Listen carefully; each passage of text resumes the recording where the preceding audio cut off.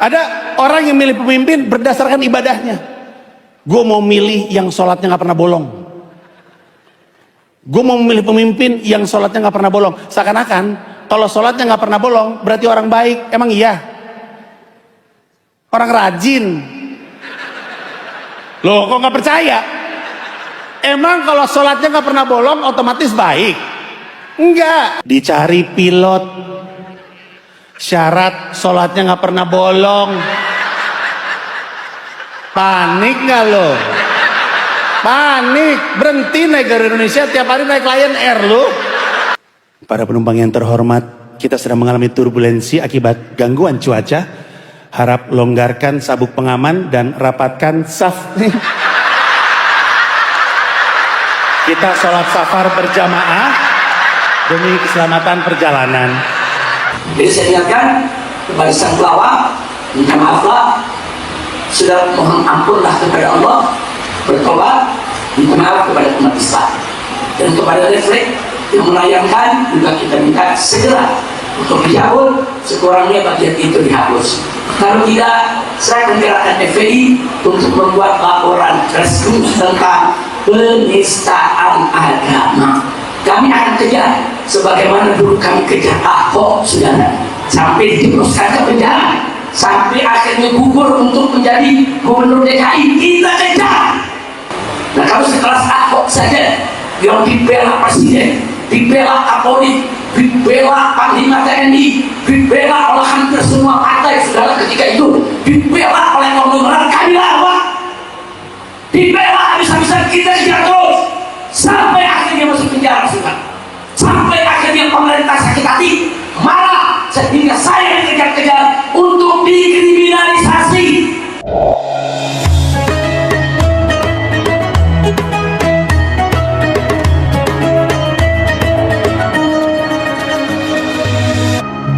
Beberapa hari terakhir ini sedang ramai, sudah seorang pelawak melakukan lawakannya dengan menyampaikan kritik-kritik pedas terhadap pemerintah.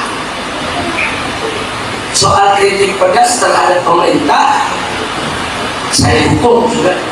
Saya juga sering mengkritik pemerintah kok. Kalau saya lihat ada hal-hal yang tidak bagus dari pemerintahan, saya tidak peduli. Mau ini sipil, TNI, Polri, kalau salah kita tegur, salah kita peringatkan, betul? Jadi ini ada pelawak, saudara, dia nyindir pejabat, resmi, nyindir beberapa orang, tujuannya mengkritik. Sekali lagi kritiknya bagus, lanjutkan, teruskan. Saya juga nggak setuju kalau gara-gara kritiknya dia harus ditangkap, saudara, harus diproses hukum, nggak boleh, saudara. Ya, membiasakan dirilah para pemimpin untuk dikritik oleh rakyatnya, betul? Tapi ada bagian yang sangat memprihatinkan. Ternyata dalam komedinya, dalam gurauannya, dalam candaannya, saudara, dia bercanda juga soal sholat. Ini yang berat, saudara. Saya katakan ada kelompok kalau milih pemimpin, pokoknya pemimpin salatnya nggak boleh bolong sholatnya. Orang ketawa, saudara. Loh memang kenapa kalau umat Islam mensyaratkan pemimpin itu harus sholat, saudara? Itu kan ajaran Islam.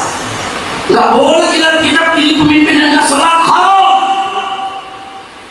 Sepintar apapun dia, sehebat apapun dia, saudara, mempergelar profesor, doktor, hebat pimpinnya, kita tahu dia tidak sholat, haram pimpin. Itu ajaran Islam, jangan kau hina. Jadi kalau orang Islam wajib memilih pemimpin yang sholatnya nggak bolong. Bagus tidak? Bagus tidak? Perlu tidak? Apa kalau orang Islam jadi kita dia bolong-bolong tentang pilihannya? Boleh, saudara. Begitu ditambahin lagi, sholat itu, saudara, nggak bolong, rutin sholat. Nah ternyata apa? Masih banyak korupsi, masih banyak yang maksiat, sholat. Ini penghinaan terhadap ayat suci Al-Quran, saudara. Seolah-olah yang dia mau sampaikan pesan bohong. Kalau sholat itu dia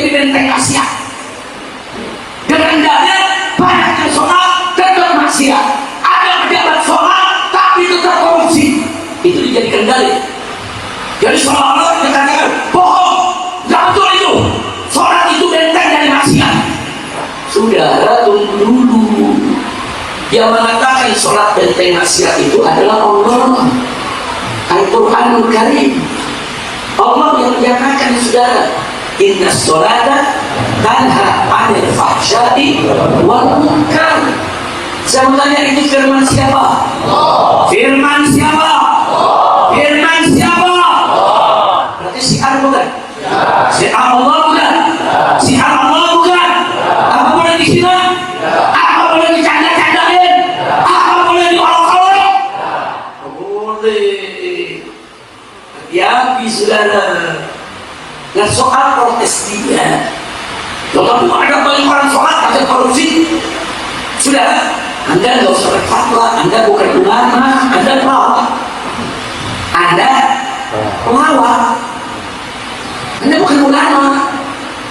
Jangan langsung mengambil kesimpulan, sudah. Tapi kalau Anda mau bertanya, boleh, wajib.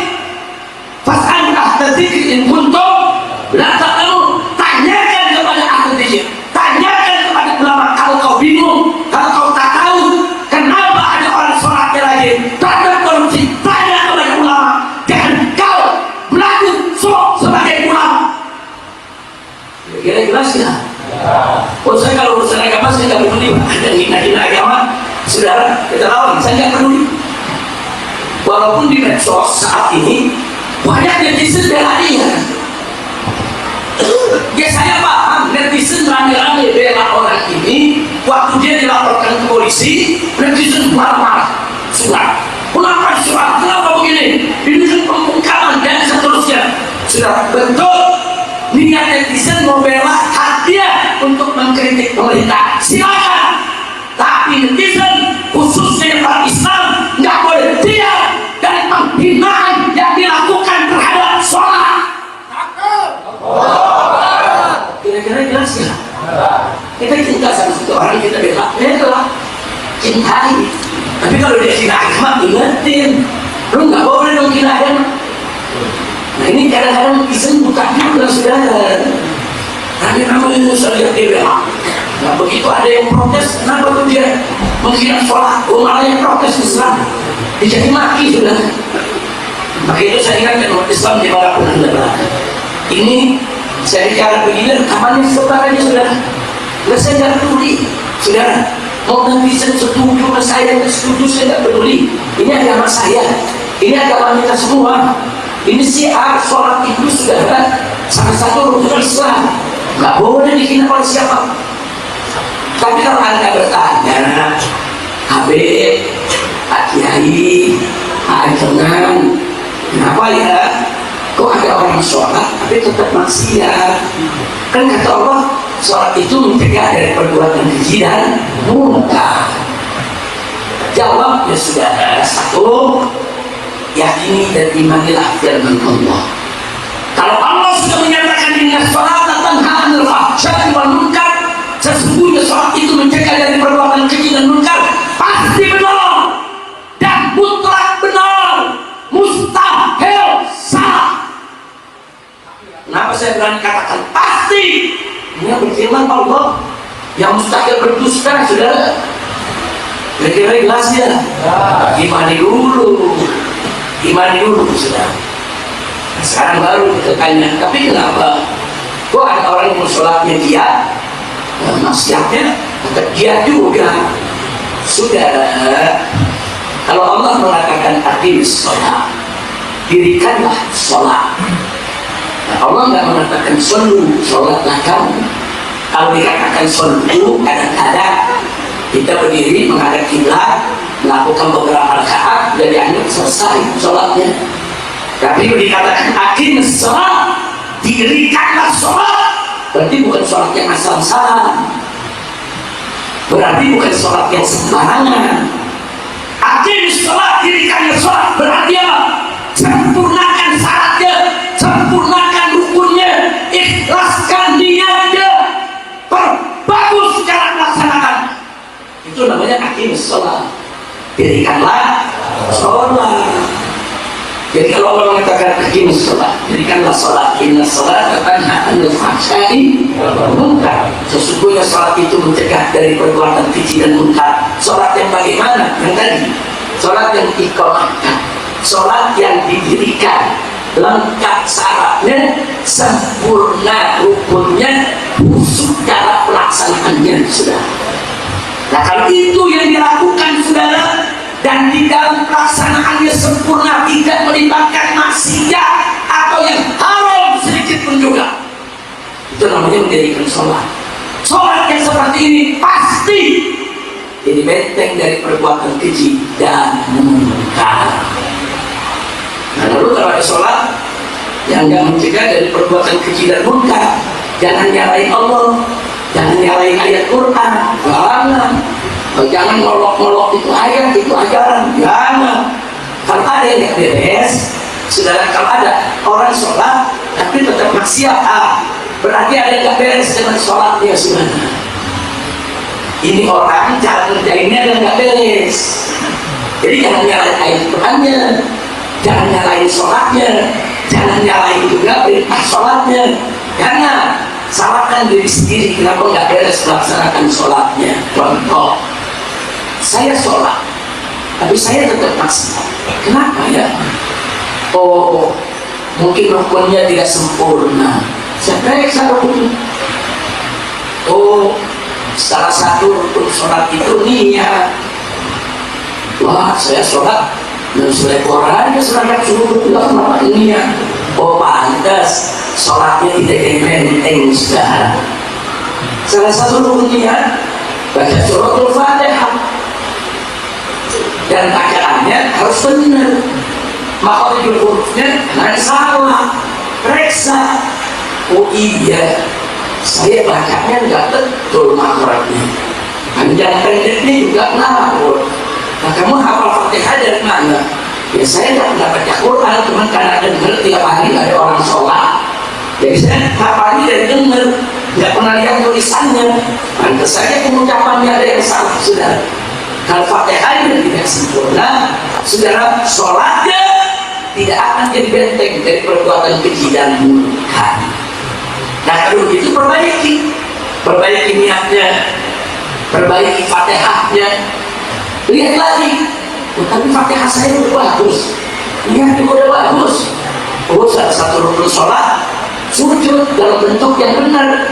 Periksa dong sujudnya, gimana jarinya, gimana tangannya, saudara, gimana dia punya jidatnya, saudara. Periksa. Oh, sujud saya kesalahan, nggak sempurna, pantas sholatnya tidak jadi benteng. Kira-kira jelas ya? Jadi sholat jadi benteng, saudara, rukunnya harus sempurna, saudara. Oh, bukan hanya rukun, termasuk syarat. Oh, syarat sholat itu kan harus suci. Kamu berwudu nggak? Kamu bersuci nggak? Dari hadas besar maupun kecil. Oh iya, saya bersuci udah bagus. Nah kalau itu kamu bersucinya pakai apa wudunya? Pakai air. Periksa airnya tohur nggak? Bersih mensucikan atau tidak? Kalau airnya kotor, pantas sholatnya tidak jadi benteng. Jadi sholat kan ada syarat, ada rukun. Periksa. Oh enggak, air yang saya pakai bersih, tohur, suci mensucikan. Nah, kamu ambil airnya dari mana? Dari sumur. Pakai apa ngambil air dari sumur? Pakai mesin sayur. Mesin sayurnya itu pakai tenaga apa? Pakai tenaga listrik. Listriknya dari mana? Boleh dong. Ya pantas, saudara. Jadi periksa sholat kita. Kenapa saya sholat tetap maksiat? Kenapa? Kira-kira jelas gak? Jelas gak?